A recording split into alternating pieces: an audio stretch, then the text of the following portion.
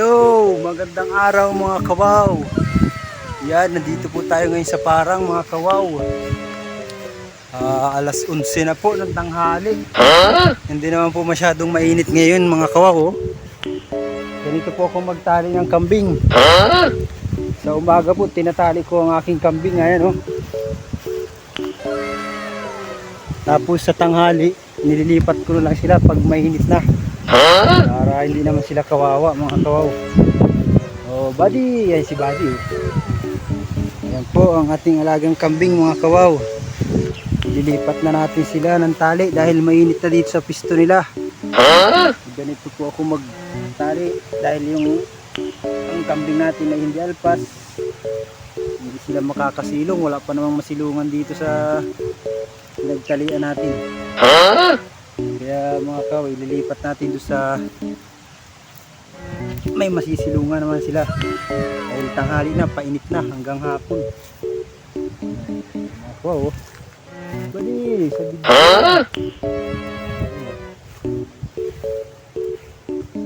ating babaeng kambing, ang ulap pa, isungit, oh. Naiinitan na sila dito. Tamang tama, ipunta natin. Uy, tumakbo. Tumakbo siya dahil mailap. Pamaya, teka lang. Yan mga kawaw, hihilahin na natin ang ating kambing. Nga, bali. Yung isa hindi ko na hinihila dahil sumusunod naman yan. Basta makita niya lang na hinihila itong isa. Susunod na yan, oh. Ayan, oh.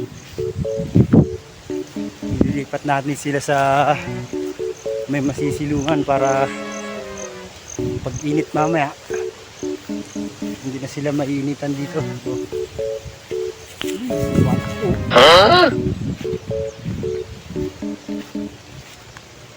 Ganito lang po ang ginagawa ko mga kawaw.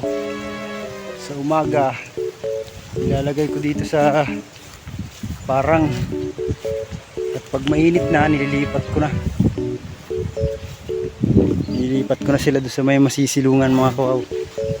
Ayan, ganyan lang po ako magdalaga ng kambing mga kawaw. Nilipat na po natin sila sa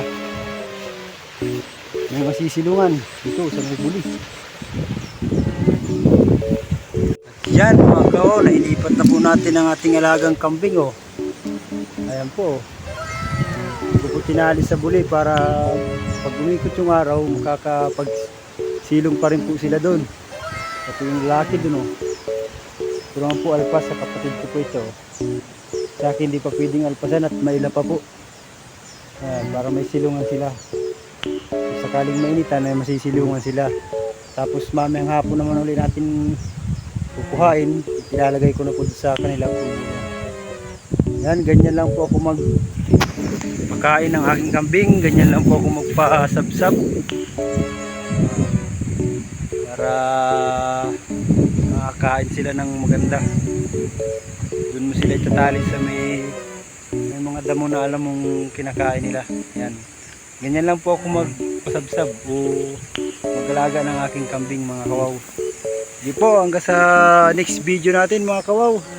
Samahan niyo po ako sa aking pag-aalaga ng kambing. Paki-follow, like, and share na lang po ng aking video. Maraming salamat po. Wow TV Bungi.